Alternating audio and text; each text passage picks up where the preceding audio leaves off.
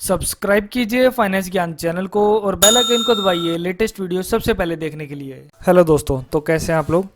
तो दोस्तों GST portal पर एक नया फीचर आया है और वो फीचर हमें क्या हेल्प करता है। एक तो ये फीचर हमें है ना, जो हमने जीएसटीआर 3B में अपनी आउटपुट लायबिलिटी डिक्लेयर करी है और जो जीएसटीआर 1 में डिक्लेयर करी है उसका कंपैरिजन मुझे देगा। नंबर 2, ये जो मैंने जीएसटीआर 3B में इनपुट टैक्स क्रेडिट क्लेम करा है और कितना मेरा 2A में शो कर रहा है उसका एक कंपैरिजन देगा मंथ वाइज। अच्छा, इस कंपैरिजन से हमें फ़ायदा क्या होगा। इस कंपैरिजन से ये फ़ायदा होगा कि अगर मेरे 3B और R1 में कोई डिफरेंस है सेल डिक्लेयर करने में, तो वो मेरे को साथ के साथ पता चल सकता है और नेक्स्ट मंथ में मैं उसको रेक्टिफाई कर लूँगा। ऐसे ही जो मेरा 2A और 3B में जो इनपुट क्लेम करा उसमें कोई डिफरेंस है तो मैं उसको एडजस्ट कर पाऊँगा। ये बहुत ही अच्छा फीचर जो जीएसटी पोर्टल ने दिया है हमारे लिए। इससे जो हमारी रिकन्सिलेशन बनानी होती है हमें इनपुट टैक्स क्रेडिट की और आउटपुट लायबिलिटी, काफ़ी इजी हो जाएगी। तो करना क्या है, आप लोग कोई भी रिटर्न का पीरियड सेलेक्ट करके नीचे आएंगे, यहाँ पर आपको एक दिख रहा होगा कंपैरिजन ऑफ लायबिलिटी डिक्लेयर्ड और आईटीसी क्लेम्ड। इसको हम व्यू करेंगे। जैसे ही हम व्यू करेंगे हमारे सामने ये शीट आ जाएगी। इसको एक्सेल में डाउनलोड करने की फैसिलिटी भी है। अब ये देखो, यहाँ पे आ रही है क्रेडिट और लायबिलिटी की स्टेटमेंट। ये एक समरी स्टेटमेंट है कि जो मेरी tax liability as per GSTR 1 मेरी इतनी है और एज पर 3B मेरी इतनी है। अगर मैं इनका टोटल करूँ तो 5304 किसका टोटल कर रहा हूँ मैं, इनका, क्योंकि इस केस में जीएसटीआर 1 क्वार्टरली जाती है। तो इन 3 क्वार्टर की जो ये 13506 टोटल आ रहा है ये इससे मैच करना चाहिए। तो मैं इसको टोटल करता हूँ 5444 प्लस 2757, एग्जैक्टली ये 13506 ही आ रहा है। तो यानी कि जो मेरी ये वाला क्वार्टर है उसका 3B R1 मैच है, कोई दिक्कत नहीं है।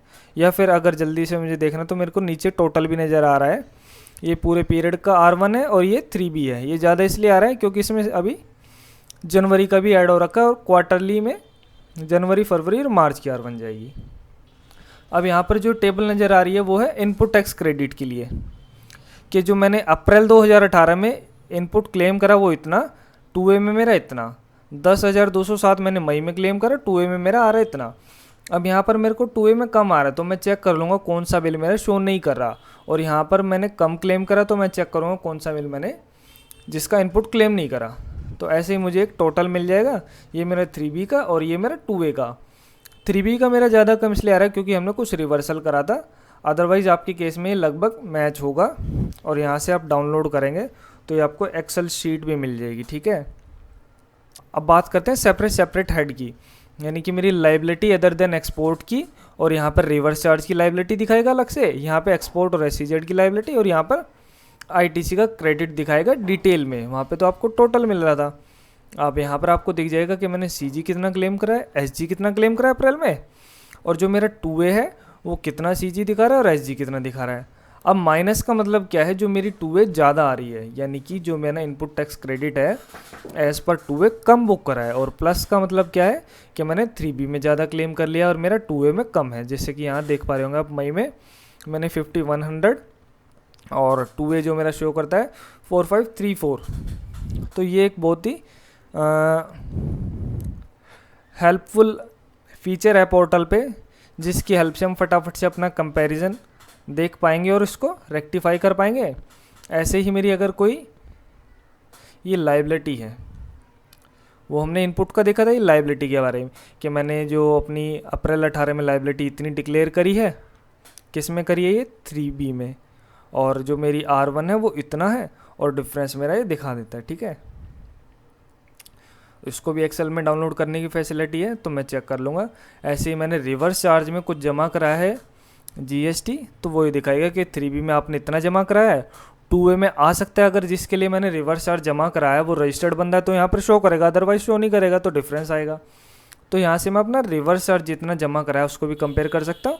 और ये जो लास्ट ऑप्शन है, सेकेंड लास्ट, ये हमने पहले ही देख लिया था, ये मेरा एक्सपोर्ट और एसईजेड की सप्लाई है, जो भी उनमें जो मैंने टैक्स जमा कराया उसका कंपैरिजन मुझे देता है, ठीक है, कि 3B में मैंने कितना डिक्लेयर करा है टेबल नंबर 3.1 के बी पार्ट में, जहाँ पे एक्सपोर्ट SEZ को डिक्लेयर करते हैं, और GSTR 1 की टेबल 6 में तो हम, और 6A-B में 0 रेटेड,